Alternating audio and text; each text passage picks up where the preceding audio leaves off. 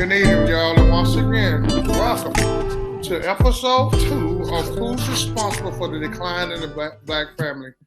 Tonight we have with us my co-host, Johnny O'Neill, J.O., What's going on? What's going on? Miss Paula, and Miss Kim O'Neill. We also have guests that will be popping in a little bit later, but our special guest, our host, Pastor Stan Hood. Good evening to you, Pastor. Good evening. Good evening. It's good to be back in the house. Good evening, everyone on the panel. Glad y'all had me back after the fireworks on last week. With those fireworks, Pastor, why don't you go ahead and summarize what we were and how we get to this part of episode 2? It got a little exciting here.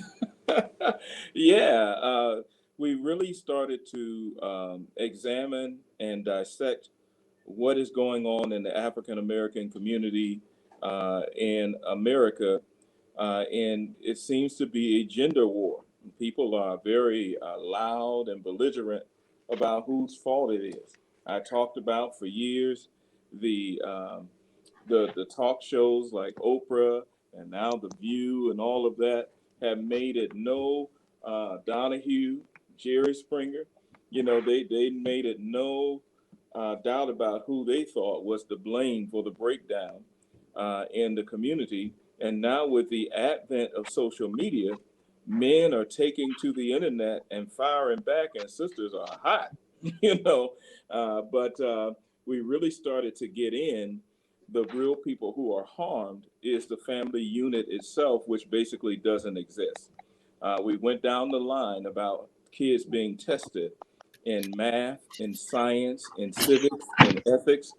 And the bottom line is that African Americans are at the bottom of the barrel. And our go-to is, well, slavery did it. And the real answer is slavery started it, but we perpetuate it. We have some test scores that are just, it's devastating. When you go from Chicago to California right now, last year, 75% of African American teens in high school could not pass the literacy test. And so we went back and forth. It reminded me of Adam and Eve. The Lord said, Adam, what's going on? He said, it's that woman you gave me. She broke, something wrong with it. And then Eve said, no, it wasn't me. It's the devil. He did it. You know, everybody pointed at somebody else. And we got down to the place where we need to figure out how to solve this, because the infighting has not done us any good. And so, the question was, who's to blame? And so tonight, hopefully, we'll talk about how to work it out. All right, Pastor. Miss Marsha, she's come in to join us. We're waiting on Judge Carpenter and Miss Coleman, and we will have 4 panel tonight. Well, with that, Pastor, let's give the rebuttal from the black woman about men not trying hard enough. They say that we don't do enough. I can't see that all the way. I can see it partially, but what is that rebuttal? You want me to say what they saying, or you want them to say it? Because I could tell you where we left off. Okay, let's go where we left off, because I'm quite sure that Miss Paula, Miss Kim, and Miss Marsha, they're going to have something to say. Okay, I'll refresh your memory. The judge said women naturally take more in a relationship and try to hang in there. It is the men who bail. And then there was another comment about when women get educated and they have something going, a lot of men are intimidated about approaching them. Those were the last 2 concepts left on the table. And I really wanted to respond to them, but we ran out of time. So they can take it from there, or I can respond to that. Well, let's open the floor up and let the ladies of the panel, if you have where you will want to start, where we left off at before we have to end this session. If you have a question that will spark the comment from the rebuttal from a black woman about a man not trying hard enough, or sometimes you say he's not working hard enough. Any comment from the female panel?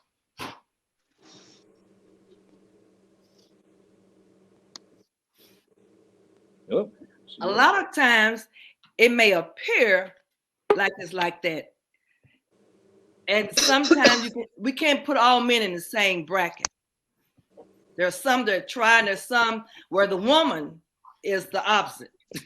What we're accusing the men of doing sometimes, it's the women that do it also. That's what I'm seeing. But there is a lack in men in being motivated and consistent. They don't want to hang in there too long, give up too easy. And a lot of times, and there's some women that do the same thing. But really, women, just like the statement made, I think the judge probably made the statement about we hope we hang in there longer, mainly sometimes because we got the children. Or sometimes it's our own mental status on what we've been taught and what to take and how much to take, which also reinforces the male to go to do what he wants to do and leave. It reinforces it sometimes. So it's a mixture of things that go on. It's not no one-sided thing here.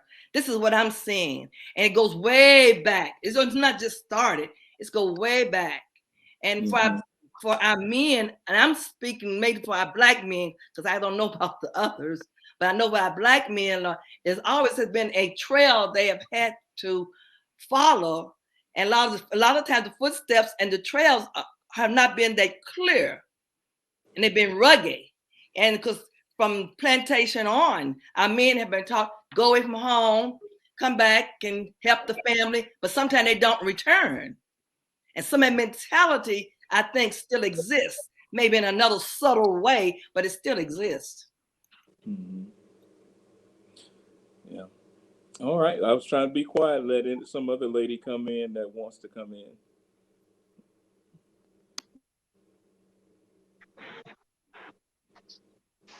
Okay, nobody's saying anything, so let me just outline a few things.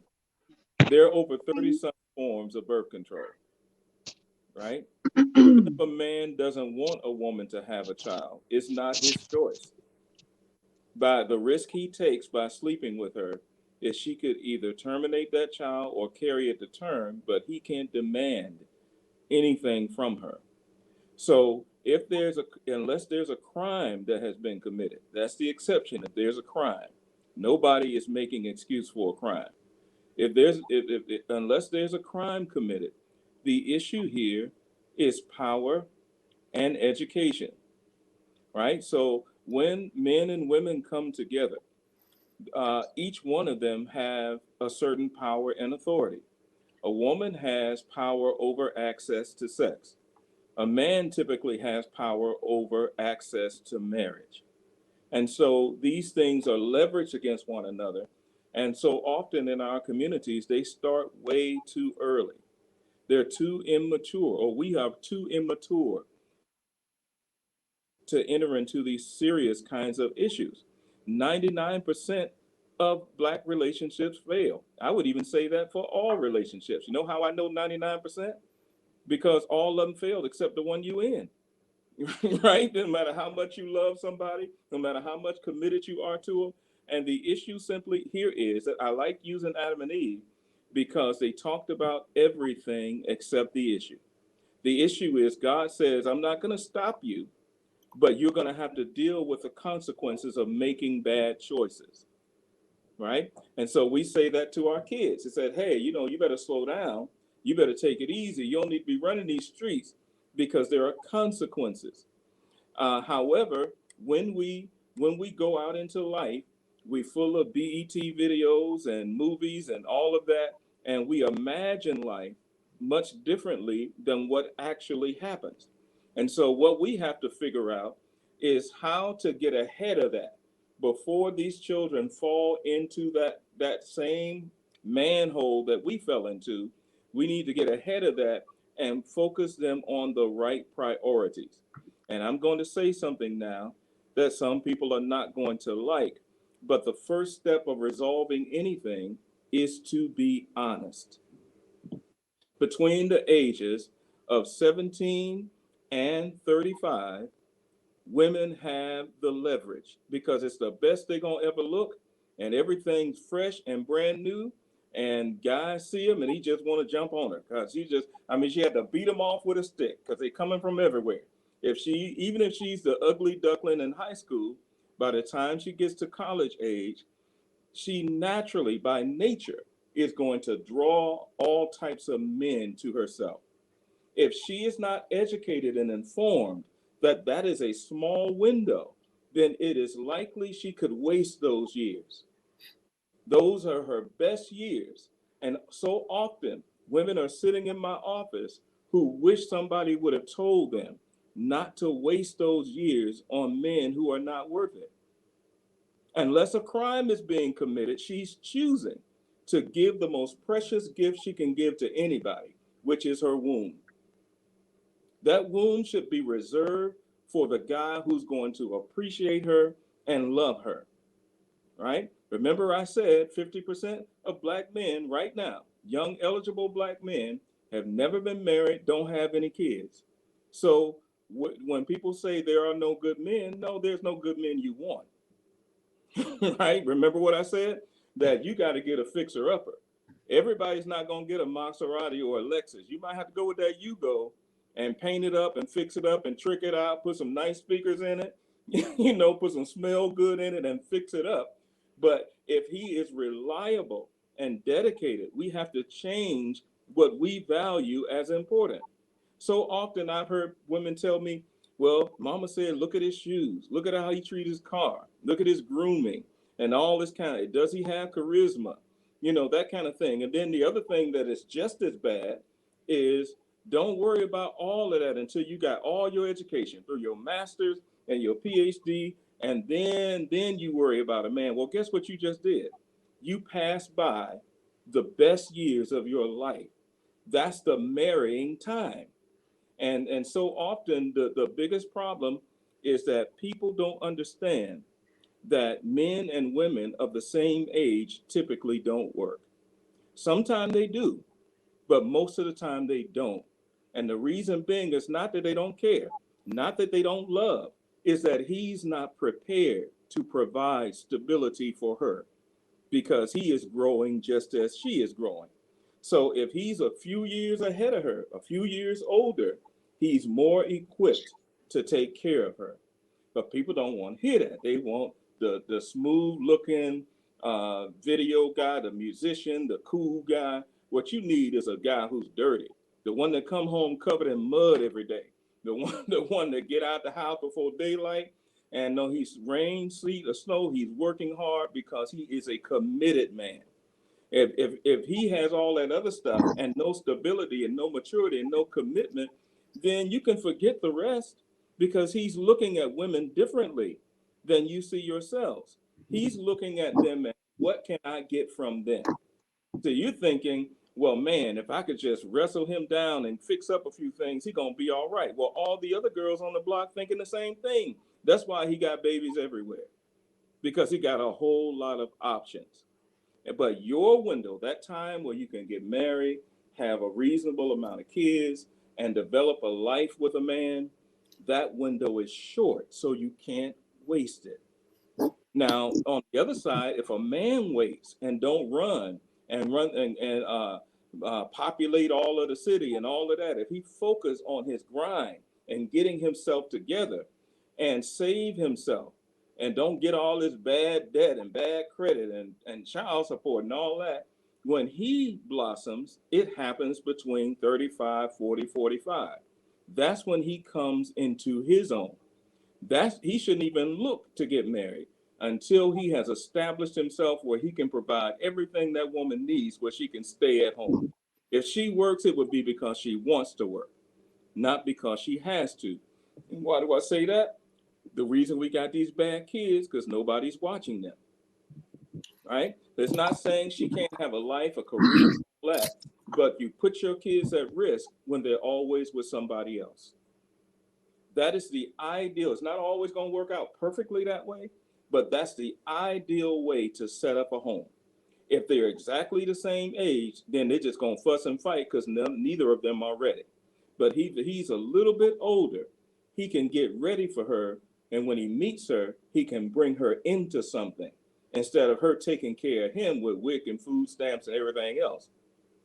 You see, men need to set a standard and say, look, I'm not going to be married to you and you be married to Uncle Sam too.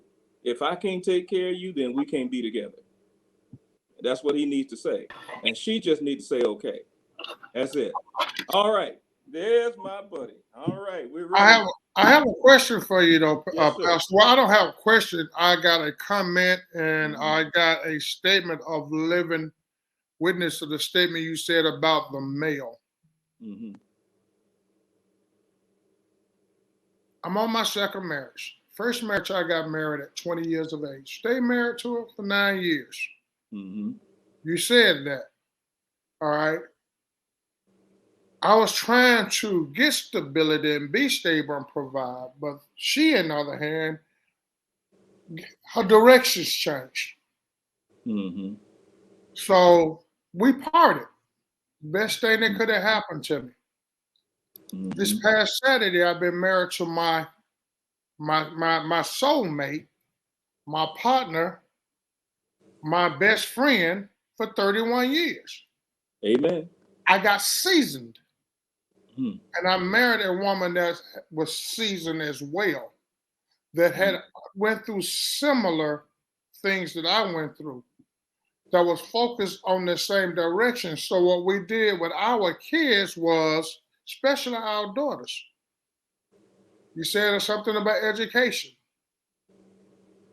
Educate yourself where you can be self-dependent, where you can take care of yourself. You can have something to contribute to a relationship.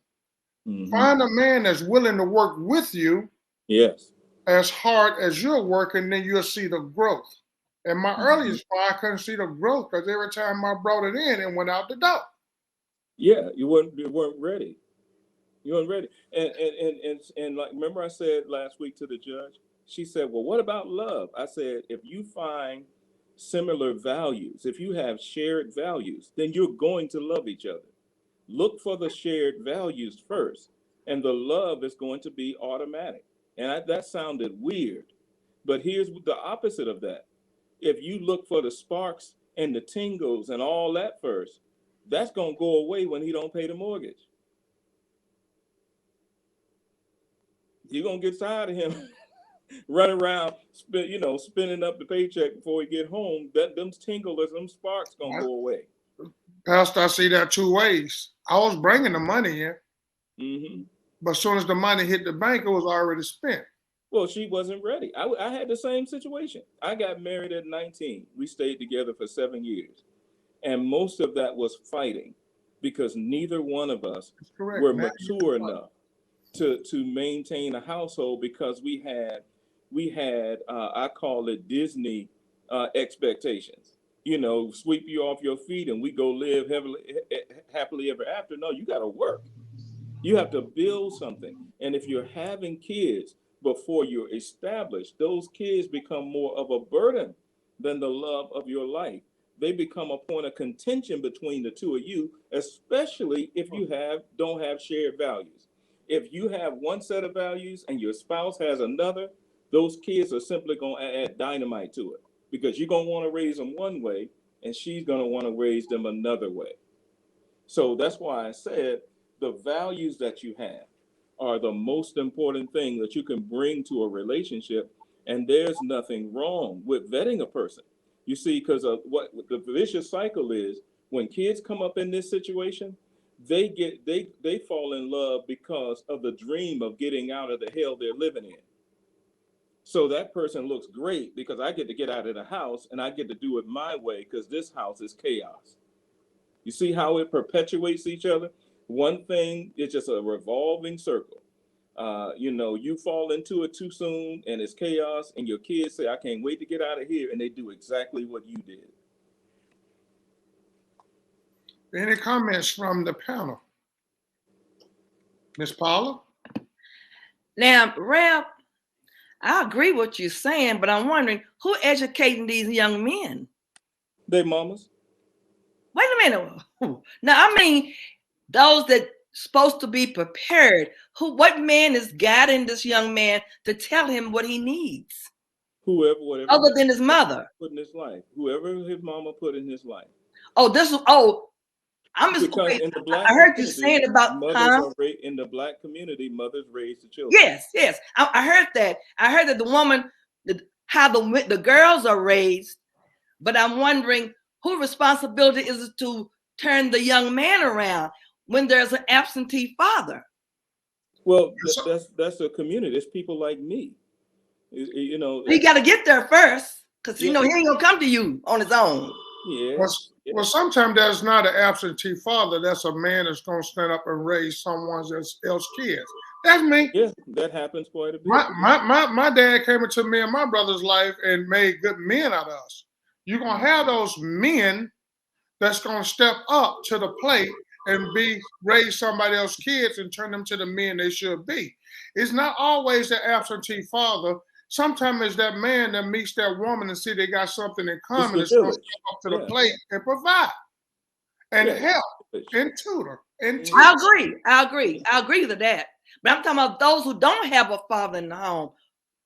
And also, I also like to kind of tag in on you, Reb, about the woman. You're right.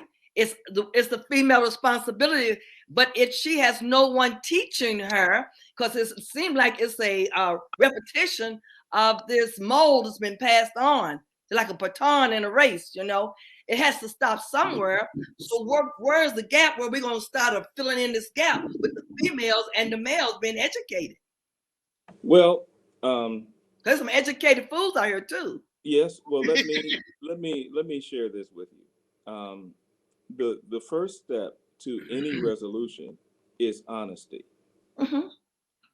And as a community, we have failed in that area. You know, if a kid come home and they got into a fight, and he said, "Well, what happened? You got suspended from school."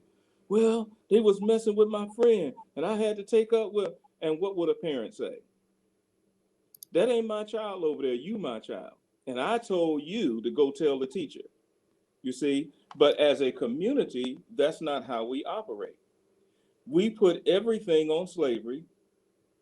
Yeah, and if that don't work, we put it on the politicians. If that don't work, we put it on what that school doing down there. I want to know why y'all aren't raising my kid right.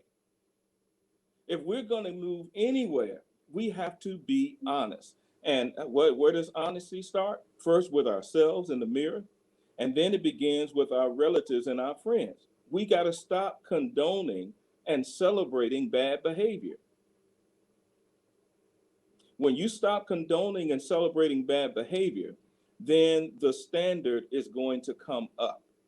We've gotten to the point where we will change something bad into something good. We'll give it a new name. You know, and I don't believe in that. I believe in calling it what it is. You know, people in jail. Oh, they in college. No, you in jail. Right now, we are more willing to put money on somebody's books in jail than put some money on somebody's books in college. You're correct. I agree. To call it what it is. But see, we have this shaming tactic among Black people.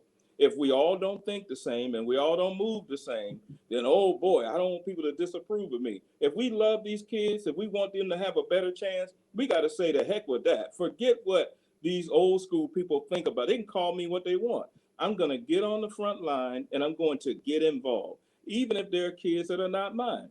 You know, for instance, Avery's fraternity, they do after school programs.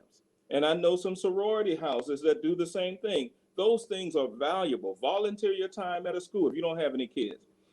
Adopt some family that you know, a neighbor or a relative, and then just begin to school them on things about life. The danger that we're in is it's almost, if you don't start at 10 or 11, it's too late. It's too late. I've talked to people, looked in their eyes, and I could see it don't matter what I say. They belong to them streets. And you're correct. But it also takes a village, like that's what you're talking about. It takes a village to raise a child. That starts from the pulpit on down. Yes. But then again, we got, like you said the other week, we got so many dysfunctional leaders to some degree, male and female. Yeah. We Yeah. say one thing, but our actions doing another. Exactly. And nobody wants to work together. Like you said, we are bickering among each other instead of trying to save the child. Mm-hmm. And we got these young mothers coming up, and the grandmothers take care of the children, and she take care of the child, and the girl go out and get another one. Like you're saying, we reinforce a lot of things that we shouldn't. The case that you just stated about celebrating our young men go to prison, I know a good case of that. You know, throw a party when they come out. Who throws a party when somebody come out of prison? You know, celebrating like he'd been in college. Mm-hmm. That's dysfunctional. Yeah. And a Well, lot of right. things you say, I agree with you saying, but it's still we got to come over here with a solution. I'm listening for Well, a solution. I'm giving the solution. Stop doing the bad stuff. That's the solution. Okay. Call it out. Call it out when you see it. When are we gonna do this collectively? Well, here's the thing. A lot of people are doing it, but they don't get support and they don't get highlighted. Okay. What does the news lead with? Crime, bad things that bad people do. Hardly ever, if they have one little piece on something good, it's the shortest thing on the news program. And so we have to emerge as leaders in our community. And it's just like keeping your neighborhood clean. Somebody got to bend over and pick up the trash. And somebody got to say to somebody when they're dropping trash, hey, we're trying to keep this, come on, dude, we're trying to keep this neighborhood clean. I think the most effective thing that I do as a pastor, as a father, as a community leader, is create situations where I can listen. Those young people who are going through whatever they're going through, they get ignored, it gets minimized, and then the next thing you know, they're down the wrong road. I try to create those opportunities to listen. Tomorrow morning, I take my son to school. Tomorrow morning, when I take him to school, I'm not just dropping him off. I'm going into the classroom and I'm going to read to the children before class starts. And the reason I'm doing that is because it's an all-Black school and most of them don't have fathers. The only time they get to talk to a man in a casual setting where they're safe is situations like that. If everybody kind of pitched in, let them see stable men doing what they're supposed to do, then it will change. Right now, hustlers are the most stable people they know. If you need a loan, if you need a job, let me put you on the corner. I don't know if they do the corner now, they do whatever on the internet, but I'll give you something to do because they go to who they see. And we have to become more visible and stop worrying about being afraid of these kids. I'm not afraid of them at all. And then stop worrying about what people will say when you go against the grain. But here's the thing, when somebody likes me tell the truth, y'all gotta back me up. You can't give me that sister girl stuff and all that eye rolling and that neck stuff. You just your job is to let it happen. Right? That's your job, to let it happen. Because a lot of times when I'm at that school or in different places, when little Johnny is messing up, guess who come cussing and screaming, talking about what their child didn't do? And you ain't gonna talk to him like that. And I always ask the same question: what is most important, the water or the cup? Can anybody answer that question? What's most important, the water or the cup? You're like, I don't even know what you're talking about. I'm gonna say the cup because you got to have something to hold that volume of water that you putting in there. Yeah, you need the water, but you can't get it unless you deal with the cup. See, the cup is the delivery mechanism. And here's where people get all triggered and all mad because they don't like the delivery. But if you want the water, you got to deal with the cup. And doggone it, tonight, I'm the cup. I've been waiting on the judge for 45 minutes. And Judge, if you don't say nothing, I'm getting off of here. But you agree with that, Paula? I agree with you. And I also agree with, we can't wait till they get past 3 years old. Yeah. So at 3 years old now is a 4 and 5 mentally because of the devices that they're exposed to. So we have to get them from crib. And people don't want to hear that. They want, it's cute. It's cute. It's not cute. But it's hard to convince people of this. We have to start early and be dedicated and consistent. Yeah. You're right. I'm not going against you, Rep. Oh, no. I like the fire. I'm not going against you. Can I introduce something that is us to a T? It's called the sunk cost fallacy. SUNK. The next word cost, COST. The last word fallacy. The sunk cost fallacy is something that we use in counseling, meaning that people start to believe that something is wrong, but since I've invested so much in it, I don't want to pull out. I don't want to change course. For instance, you got an old raggedy car that needs to be totaled, but you got all this new stuff up under it because you won't give it up. But all the money that you spent putting new parts on that car, you could have got a new car by now, right? Another example they give, if you buy tickets to a show and on the night of the show, you sick, you got a cold, you got a fever, it's raining outside, the traffic's bad, and you like, no, I got to go to the show. Why? Because I bought this ticket. And Black people have bought a ticket to the spirit of poverty. We embrace it. It's how we identify ourselves. Oh yeah, we do. It may not be every last one of us, but if we get to moaning and groaning about the man, everybody gather around and say, yeah, the man ain't no good. The man got his foot on our neck. And so often it is educated, hardworking people who struggle for everything they have, sitting around going along with what they know is a lie. There is always opposition. If this world was full of nothing but Black people, we'll find a way to discriminate against each other. It'd be the light-skinned Black folks against the dark Black folks. It'd be the fat ones against the skinny ones. We will find a way to oppress each other. We must ignore all of that and be willing to say, I was wrong with what I thought was right.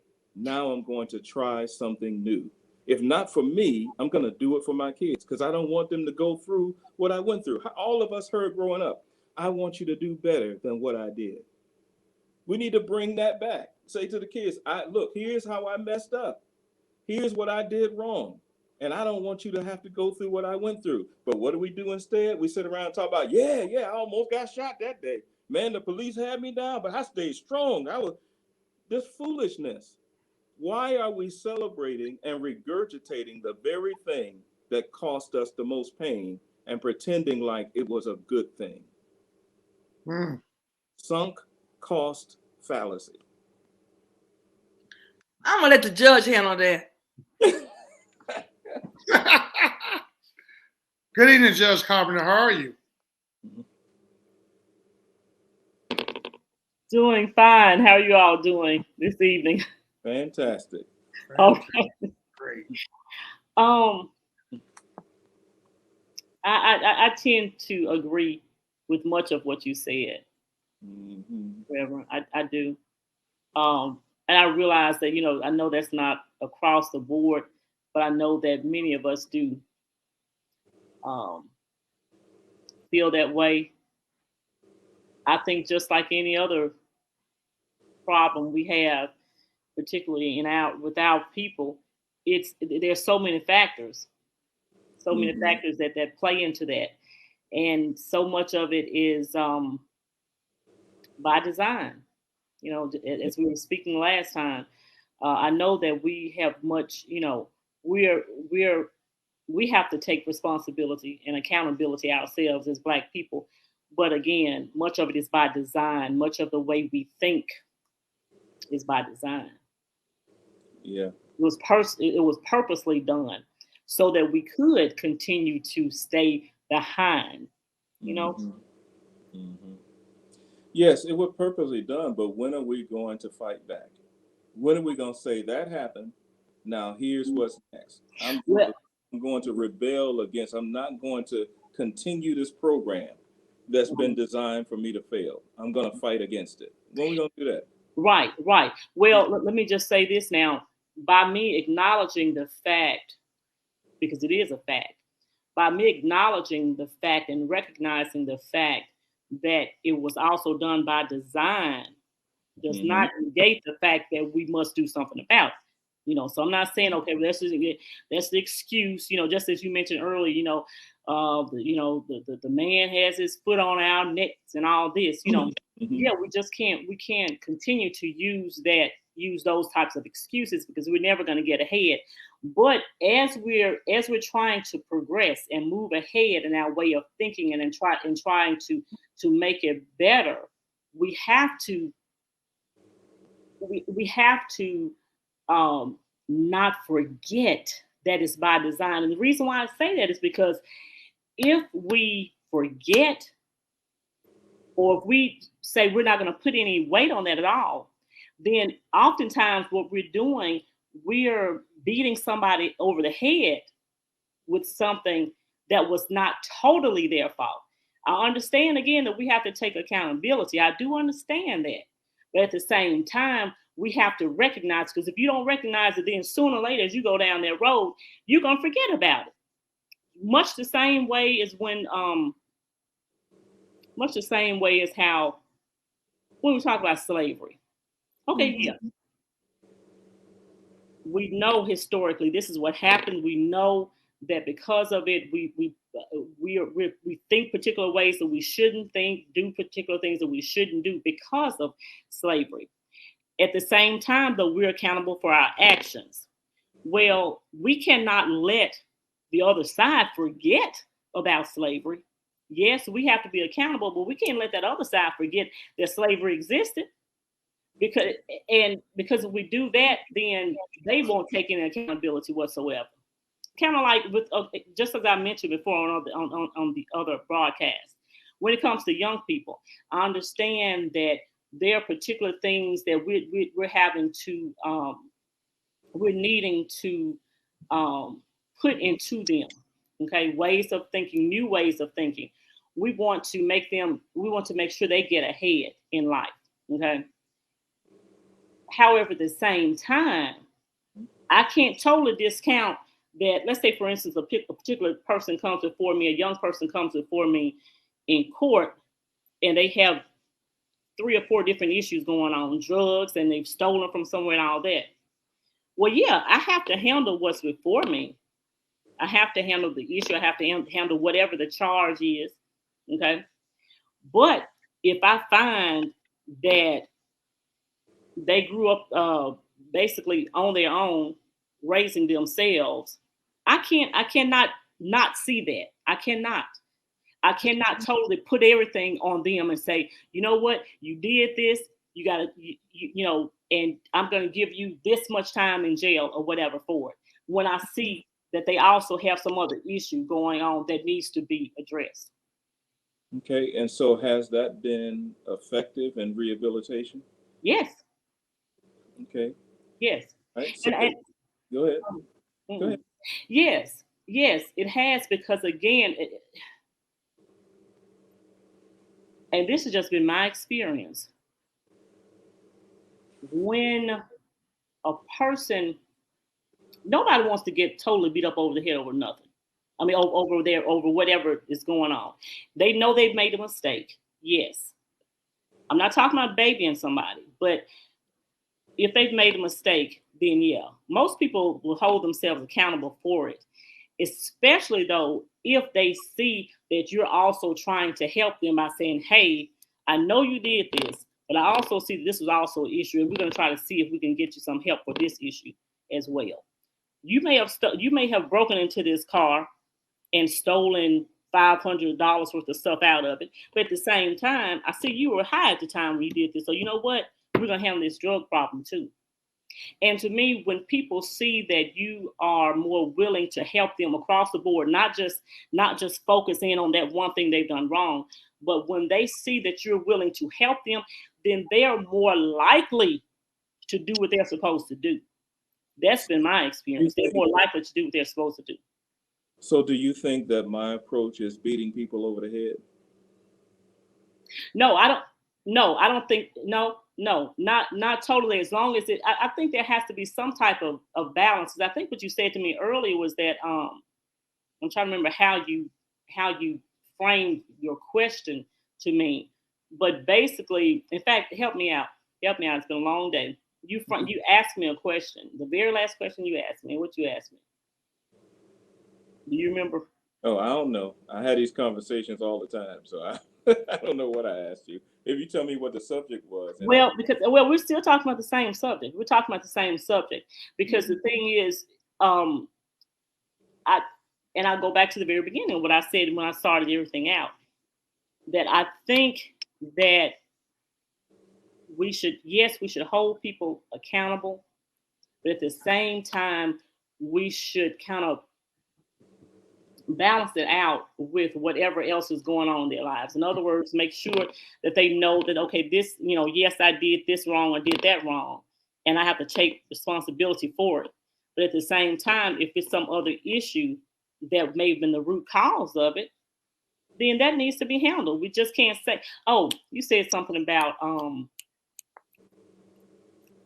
at one point you said something about us always basically blaming the white man. At what point do we take accountability? Basically, I think is what is happening in my life right now. Mm-hmm. That I said there are always obstacles. One of my favorite places is Ghana. I love Ghana. I've never been so proud in my life to see that the airport built by Black people, the banks built and run by Black people, the news, the TV program, and the commercials, everything was Black, right? And so there's no white man to blame. So what is the problem? Why can't they come together? Because they make distinctions by tribe. Now, to me, they all look the same. They didn't appreciate me saying that, because that's what I said. I said, man, I could make 10 Tarzan movies with all these Negroes here. And they didn't go over the way I thought it would. I thought they was going to laugh, but they didn't. It was very awkward. Well, they were. But you know as well, a lot of our youth, young people are still living off, like we say, a myth. And like we said, when you said earlier about BET and MTV, because the first thing that our people, our youngsters will use is that saying about the white man keep holding me back.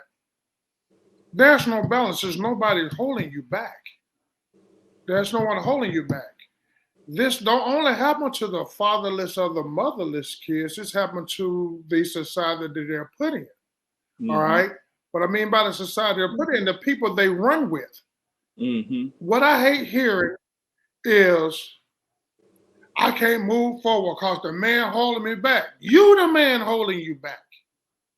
It's not the white man. It's not the black, green, or yellow.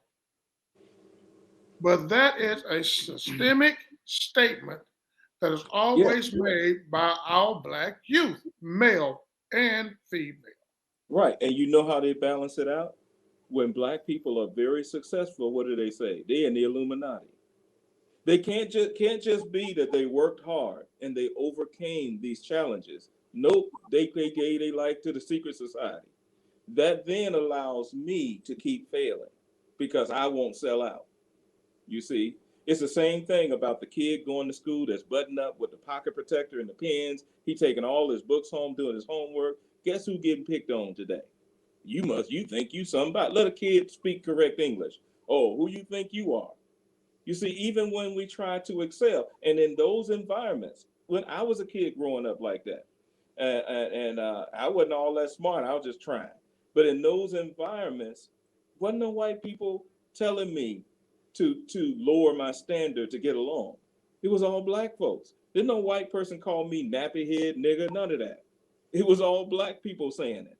Now, later on, I realized it's instilled into the culture and all the reasons why, because I'm a historian. I'm not ignoring that. I'm saying that we're not powerless. We're just convinced that we're powerless.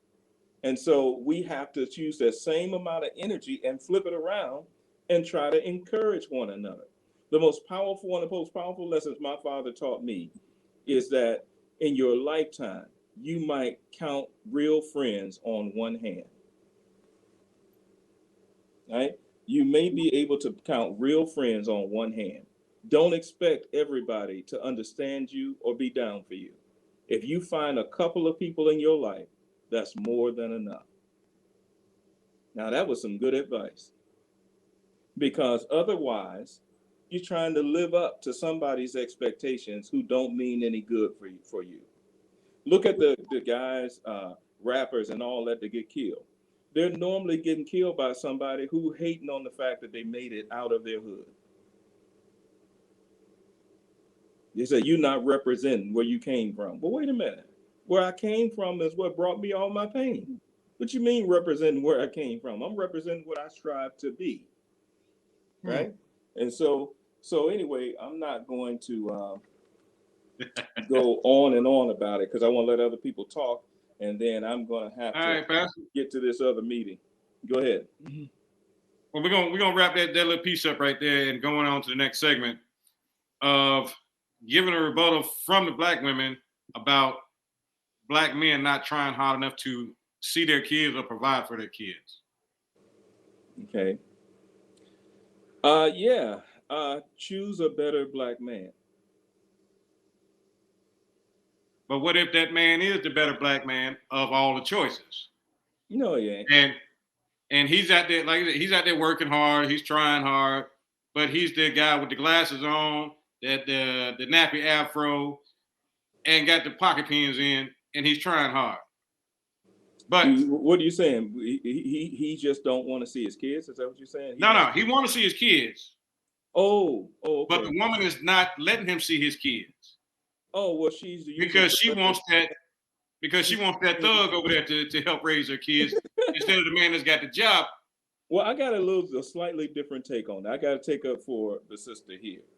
This is the issue of one heartbreak after another. Here's what I find sometimes is that the guy you're with can be catching all the grief from 2 or 3 guys ago because you really love that dude and he played you and he hurt you. So then you start making these declarations. I will never, ever, it's the Waiting to Exhale movie. We had Color Purple last week. This week it's Waiting to Exhale. I wish he would. And before the man even do anything, you've already built this wall up because you've been hurt so many times. And no matter how good he is, you're still mad at 2 or 3 guys ago. You know, look at people like Halle Berry. Can't get no prettier, but she good and crazy, right? I mean, look at Jada Pinkett. I mean, who wouldn't want Will Smith, right? But these are broken people, and broken people do hurtful things. So I'm not even mad at them. I think that's a casualty or result of our broken community overall. It's just people being broken. When you just using your kids as leverage, you got to be half crazy because you're hurting your kids just like you hurting that man. And I really think it's just a part of our dysfunction. I don't even think she understands what she's doing until later on down the road. Judge, I seen them hands. Mm-hmm. Yeah, judge and prayer again. This happened last week. Her screen froze up and everything. See what happens. Let me tell you what happens. What happens is that in answering when you're answering your question, Mm-hmm. you bring out so many other things that I want to address, but it has nothing. I mean, it can take us somewhere else because I really want to say something about that Halle Berry comment and about her being crazy because we have to ask where did that come from? We don't know her personally. Her relationship with her father. Did she say it's a relationship with her father? According to her, what? According to what she said, it's her relationship. So she said she was crazy because of her relationship with her father. Crazy is just a term of endearment. You knew Black, you know that. It ain't mean she really crazy. It means there are people who say that she is, she just crazy. I've heard she has trouble getting along with folks. She has trouble being in a give and take relationship because she brings all her scars to the table. Mm-hmm. And because the reason why I say that, the reason why I brought that up though about that word is that, you hear guys say that about females in a minute. Oh, she crazy. And they're talking to each other. Oh, my wife crazy. And I'm like, now that's not a term of endearment, saying your wife is crazy, but that's the way you justify when she gets on you because you came in later, whatever you're doing, then you're saying, oh, she's just crazy. She's throwing it like she got some kind of mental issue when she does not. A lot of times it's because of what the male is doing. It has nothing to do with what she's doing. It's something they're not doing sometimes. She's wearing her feelings on her sleeve. Say what now? She's wearing her feelings on her Oh sleeve. God. She's mad at Pookie. Pookie been gone. Not all She's the telling time. her husband to make Not love all way the Pookie time. did. Oh man, Not all the time. It is Not all the time. No. Yes, it No. is all the No, it's time. not. The stats show that most of these women with multiple kids are having them by the same men. And then later on, when they have a different set of priorities, they want another guy to take all that on, including her wounds. If it's at 75%, that's way past the tipping point. That's way past it. Yeah, you can find outliers, but you can now say most of the time that person has been in multiple broken relationships before they get to you, and they want you to be the healer. I don't completely agree with that. Well, that's why it's going to continue, because y'all ladies keep on saying, "Oh, that ain't true," when you know No, it's well, true. because You I'm know not it is saying, true. no, I'm not saying It that don't have women to be don't. all the time, just most of the time. All snakes ain't poisonous, but I ain't Uh-uh. dealing with none of I'm it. not I'm saying sure that. there's a nice snake that just want to get warm next to me, but I ain't taking a chance. I'm not saying that women don't suffer through broken relationships. Mhm. Because you know what? But it's not just on women. Men suffer through broken relationships, but because they are supposed to be they're masculine, they're manly. They don't want anybody to know that they suffer through broken relationships. They don't want to Why? know that. They And don't want people to know because that they're coming the into a minute you relationship tell her, broken. the They minute know he men coming tells to her, relationships broken now. Judge, the minute he tells her all his hurts and pains, she gonna say, "Oh, come here, let me hold you, baby."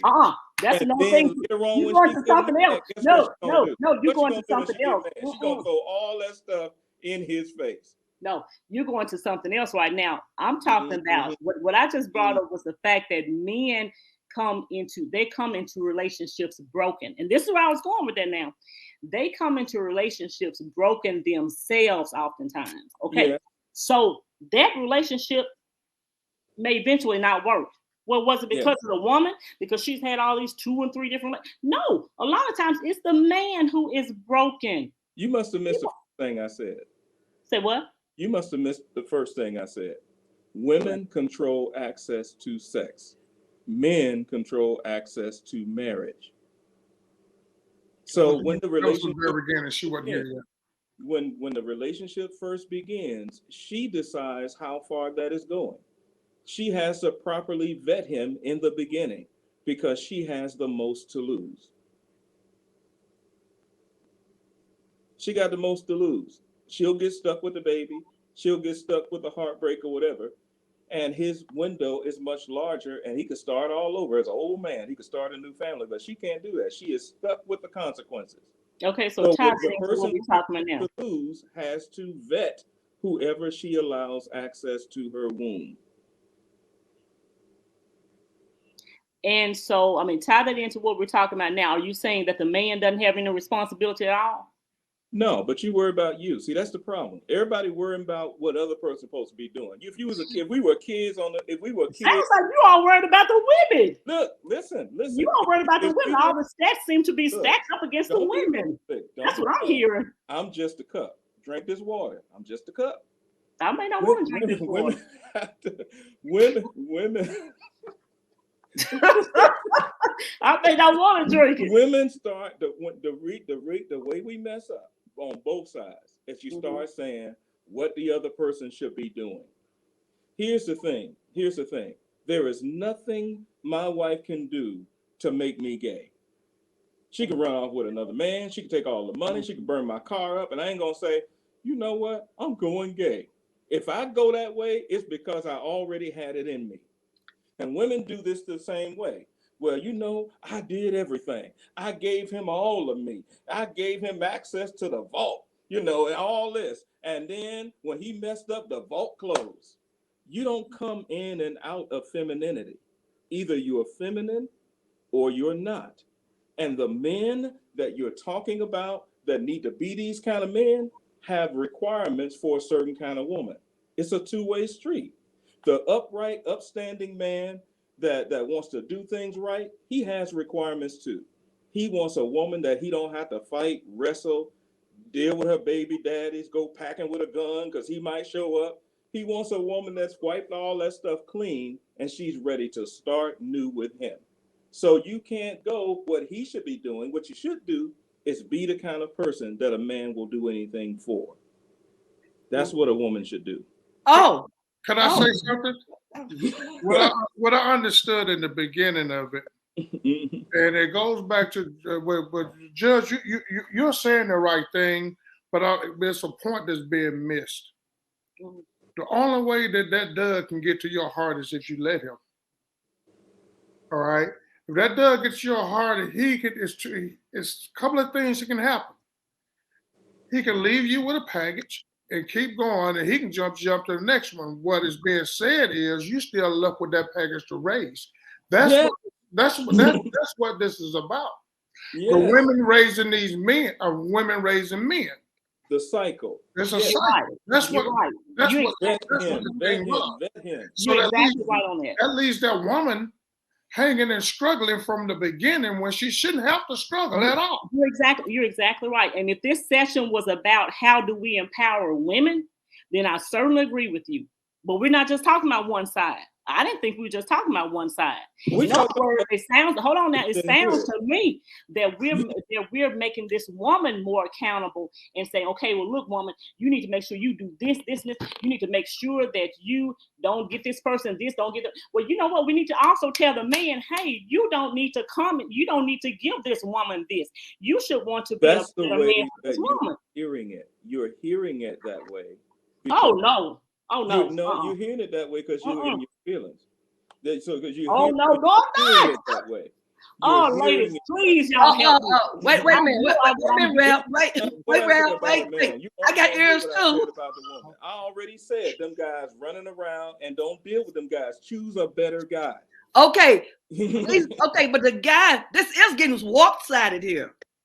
Right? Well, Exactly you're what the the head judge of exactly what the judge said. It's getting warp-sided because you're the we head have of gone from the children. This here is a melting pot. It's not just where we need to educate the children. This has to be a whole family of dynamic affair Yeah. of counseling, of change. Not Yeah. no one gender or one age. It has to start from birth. The household completely. A lot of men don't know how to take care of their women. Right. They don't So you- appreciate their women. And So that's you don't what's remember being all said. that That's where it's broke at. Yes, the it man is. come and lay his egg and he gets them gone. Y'all That's need to what cut them you off. get the deadbeat dad is, and the woman is stuck with the bag. This is the reason why we said who's responsible for the decline of the black family. We're not saying that the women are. That's not what's being said. What I hear is the women are stuck with that luggage. That's right. All right, And it and that leaves you woman jaded has to and be bitter. the mother. Has to be the mother and the father, unless there's that great man that step in. But that great man does not want to step in if that woman has shut him off because of what Pookie brought in. Because some people will take their own relationships and treat that person that's trying to be there for you and provide for you and be your soulmate, your partner. Sometimes that. Where it can be both ways, man and female get the backlash of their previous relationship. That's what Anyway, I'm glad you said that. Thank you for changing It that. had already That been around said. male Like or it's been female. Yeah, Right. that's what I heard. It goes But both ways. Why goes it went both I ways. had toward the started- women, I because the started women, with as he was saying, the women's always stuck. And if Yeah. we don't step in and black men and start being men, teaching men and assisting the women, the black women will still have those mentalities between the good black man that's trying to be there. That's what I got out of it. I didn't get the women bashing. I got that the women is always stuck with the That's bad right. cocaine. Because you're liable to get stuck, you need to vet who you're dealing with. I started the conversation with all the things that men ought to do to help with these fatherless kids. I gave a long list of things that men ought to do. Who's teaching them? Yes, Very and beginning. I told you that I Okay. ain't just saying it, I do it. Okay. I told you about sororities, fraternities. Okay. I told you about both sides, how they step in and do after school special projects, adopt kids, spend money on folks that that big brothers, big sisters. I do all that. So what you're started saying, we with need that. more of this. Yes. Yes. But Yes, here's yes, the we need most, more. yes, we need more of that because we need to be honest about where we are. You're right. But I agree with you on there. But Yeah. here's the most I definitely do. powerful thing that can be done. There's two things that is the most powerful, and I got to go because my other meeting is already going. They're probably wondering, what is this man doing? Because they can see me, but they can't hear me. So here's the most powerful thing that can be done. You teach young girls the value of making themselves most Queens. in the situation. Teach it to them early. Remember I said that? I was afraid that 10 or 11 might be too late. It is too late. Because you got to catch it before. It's much harder after. So that's one thing. Vet it, educate yourself, and wait for the right situation, and don't let your emotions overwhelm you, because emotions don't care about it being a pookie or a businessman. You see, when you arouse those sexual feelings, when we go through puberty, and music and all that does it on purpose. Their target age is 13. That's a known thing. They're trying to arouse that because they want you as a customer for life. The entire thing, the whole industry wants you a customer for life. So they try to mess you up before you get started. So responsible people got to intervene and guide those children through that. The other thing I said is young men shouldn't even be thinking about this until they establish themselves. Did I not say that? They can't be running the street. They need to establish themselves. If you don't have something to give a woman, then you shouldn't enter a woman. Remember that? Yes. But who's teaching him that? I'm doing it right now. You're doing it. How many of you exist? Everybody what I said. Go tell yeah, you're doing it. A few of you, but not, like I said, we need more. Like what the judge said, we need to empower our young girls and we need to empower our young boys, starting at 2, 3, and 4. Yes. And not no 5 and 6. And that's part of what this broadcast is for, is an educational tool to see both sides. I'm glad there was disagreement because it also actually gave us what we needed for the options to the solution. And the solution, again, what you were saying, Ms. Paula, you said, there's only 6 of us on here right now. All 3 men can raise their hand. But we need more men.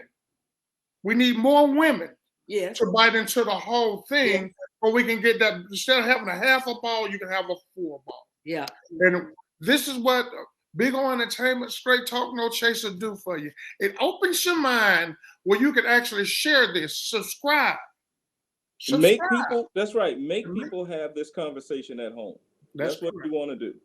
Because an ounce of prevention is what? It's more than a, right? It's more than the cure. Mm-hmm. So make folks have these conversations. I don't have to win. I win if people start talking about it. That's how I win. Yeah, and it's not right, and it's not. And none of us have to, because it's not about winning. Just because we may disagree with things, it's not like it's not a game here. We're not trying to see those points. But I always just believe in balance with everything. There should be a balance, and so I think, and you're right. I mean, the points that you made, they're definitely on point. Great points. But I just want to make sure that as we're going along, that the things that we teach to the females, that we also, that there's a balance, that we also focus on the young men as well, 12, 13, 14-year-olds. Absolutely. Focus on them as well.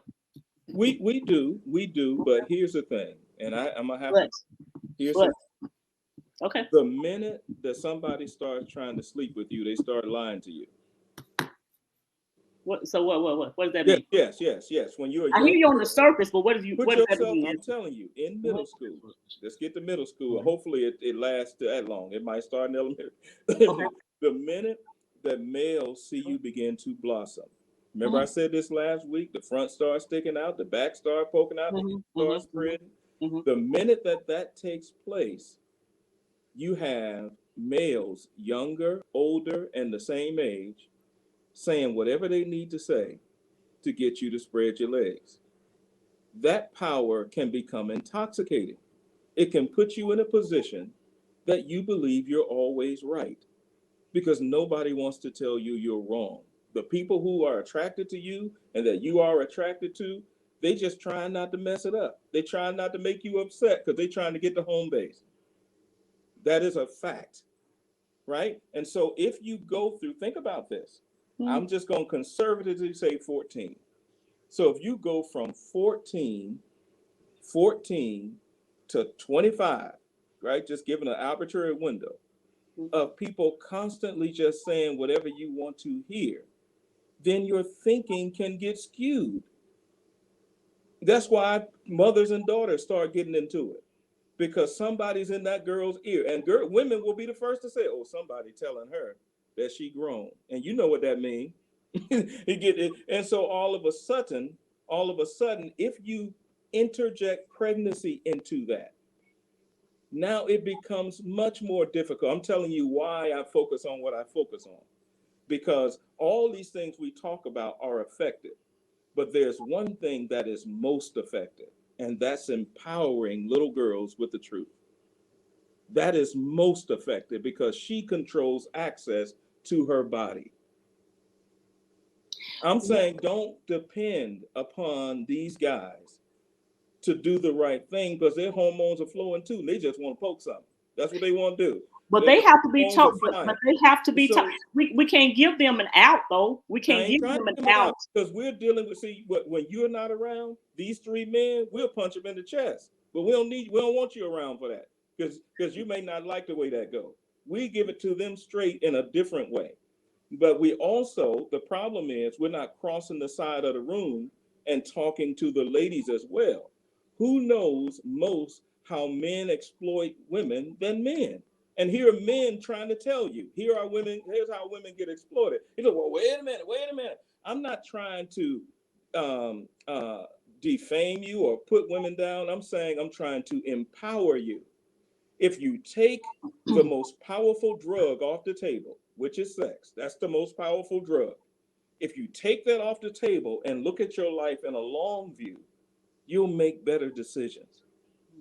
Because when I open my church doors, Pookie them don't come. It's those girls. It's one now that just came. She has 12 kids and she's pregnant with number 13. No husband. Right? That's who I'm seeing walk through the door and they're carrying the burden.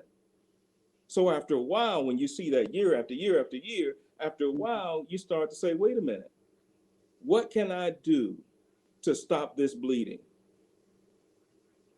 The most effective place is the womb. It's not putting you down, it's empowering you, saying, hey, look at it the way it is. When young boys are coming at you, it's not for marriage. It's because they want to release. Don't be somebody's petri dish. Don't be somebody's dumping ground. Vet them. How is that defaming women? Mm-hmm. Now, of course, that part. Now, I mean, of course, that's the most important part. Ignore the rest of it. That's the most important part. Well, I mean, because again, you know, I agree that we should make sure we build up our young girls and build up their self-esteem, because we all know that that's a part of it too. You know, when you have low self-esteem, then you're more likely to allow things and people into your life that you should allow into your life. But I just go back to what I said because I think that we just have to. I understand that we have to play it straight with young people and let them know. And so I mean, I applaud you all for that. But I think at the same time, we have to make sure that it's done in a way where they're not hearing is that they don't hear that, okay, it's you. So if you change this, if you do this, if you do that, and they never hear anything about what the young boys and men are expected to do. No, that's not the case. I've spoken to all three of my girls like I spoke to my boys, because I was once that little wild little boy myself at one time. That's how we know. And I was, so if you don't talk to your girls and your boys, you're not being a male parent or a female parent, you're being a parent. That's right. It don't have to come from one another. All right. It needs to come from both. And that Yes. should be enforced. And this is what we are trying to get the decline of the Black family. We're trying to stop the decline. Stop the decline. If we get more people like us sitting here now and start educating and start disagreeing to agree to find a solution, maybe we can reach out to our youth and not see them 13 babies. Yeah, No, she got 13 babies. She's on the system. yeah. And guess what? And not just to say her, because there's been plenty of them, and I've tried it every kind of way. I tried Mr. Rogers. I tried being It's a Beautiful Day. And I tried it all kinds of ways. I tried it with puppets. I tried plays. I had musicals. I tried to be as nice as possible, and they don't respect that. They don't respect that. They're living hard, so they want it straight. Young And people maybe don't. And that's why I said. That's why I said to give it to them straight. I'm not talking about sugarcoating anything. I'm not talking about sugarcoating. on both sides. I'm telling you, we'll never be as hard on girls as we are on boys. But we're just talking about the part that people are afraid to say because they don't want to you don't want people to look down on them to say, well, you're just a hater and you don't like women. And when they go that route, people don't like the way that feel. And I'm telling you, I don't care. I've seen enough trauma. I've seen enough lives lost. It's something worse than being dead, and that's living dead. And I see it all the time. People with no hope for anything because they wish somebody would have shook them. When the building's on fire, you don't say fire. No, when the building's on fire, you scream fire. And if a person ran into the building and said, well, I'll go, but what about them over there? I'm going to say, if you get burned up, that's your fault. I told you it was a fire. I had to go. My folks waiting on me. All right, Pastor. Get to get my church. I was getting ready to cut you off in a minute anyway because we got to wrap it up. All right. Thank you so much. We just got to have another part. And I'd love to talk about other topics, not just this one, because Yeah, we're going to have to. the judge mad. So call me back again. I'm not mad. I just believe in balance. That's all. I believe in balance. That's all I'm gonna say on that. We're going to have to do another part to this. Yeah. Because you touched on, both of you and the judge touched on some stuff that we need to get clarified on. All All right, so we're going to have to do a part 3 of this. And I hope you guys join us. Oh, absolutely. And Yeah. part 3, I would say, would be the final episode because there's still some unsaid truth that should be told on both sides, on the female and the male gender. When you say, Yes, sir. so we're gonna do episode 3. I know you got to go, Pastor, and we will be ending this. Please, the rest of you guys stay on for a brief thank you. All right. So at that time, Joe. Hey, make sure y'all like, subscribe, and leave comments. Please leave a comment because we want to get your input and we want to answer any questions that you have. Share. And my final thoughts to you ladies is it takes a man to show our young women what love is, but it takes a mother to show our young men how to love and how to receive love from a woman. Just something to think about. And we will end that Yes, sir. with episode 3. Yes. Same time, same bat channel. Yes. I will reach out to everybody to make sure everybody's calendar is good for next Monday. All right. Please stay on. Good night, y'all. And in the broadcast. All right.